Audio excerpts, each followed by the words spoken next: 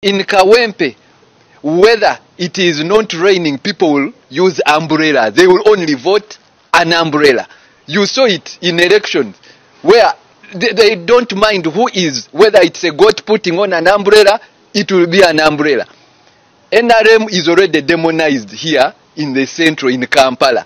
So even if NRM brought a pope from Vatican, he cannot win any election in Kampala. Anything yellow can never win an election in Kampala. If I was a strategist for NRM, I would tell them to arrest their own candidate because they know the narrative here in Kampala. Whoever is being arrested is the one who will get the favor from the public. Sinkula musizako nnyo mukwano gwange gyosinza obango tuuliza bali kwekumira ku Yugi Update TV n'ebigambo ebyo kutugenda okubanga tusinziirira gwe mukwano gwange ali yampuliriza ono nno omusajja oyo muna NRM naye awadde NRM amagezi n'abagamba nti nno temusobola kuwangula kalulu wano mu Central n'akeekawo empewe kati mwandibadde mubivaako buvi n'abagambye nti omuntu neweeba enkuba tetonnya era ajja kuleeta ambuleera gyebikkirire watali nkuba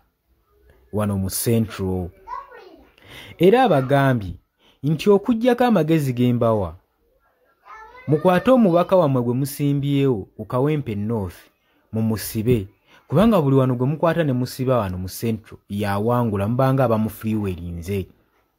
N'abagamba nti mbufunza adde ng'abagamba mwandibadde mulekerawo okutaataaganya emirimu gya National Unity Platform saako n'aba opposition leaders wano mu Central kubanga temulinawo kyammwe neemukola mutya era babawangula.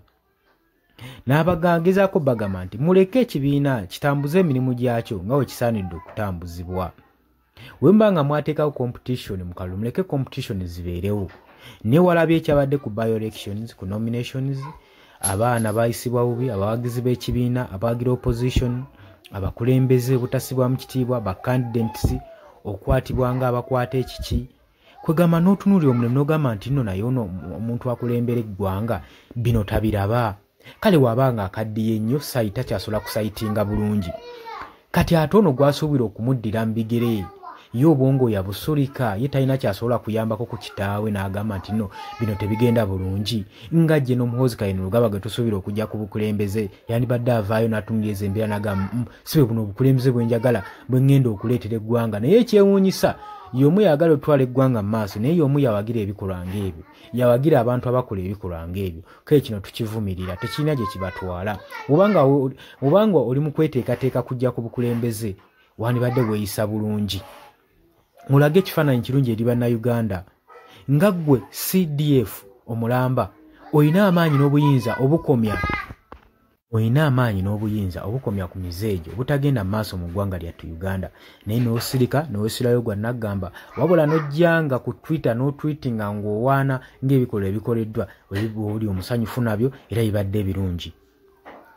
Bino nno mbyogera mbinako n'obujulizi kubanga jini muhoozi Kayinulugaba twalabanga avaayo ku Twitter ng'agamba nti nno abajeeti security force ya Uganda era ekola omulimu gw'amaanyi n'avaayo n'agamba nti buli kiisa n'asangibwanga ng'ali mu kyambalo kya National Unity Platform n'awana abatambulidde bubi mu kkubo ajja kifeesinga ajja kisasulira naye anaakwata kwe yenna n'abayambadde t-shirt ya yero akumujjuutuka olaba nga ensi bagidividinzemu beekubidde eno oli mu kitongole bikuumaddembe ate eno wenyize mu politics ebintu ebitattana ssemateeka bannange Uganda tuzuuke tulwanyise kino ekijja si muntu.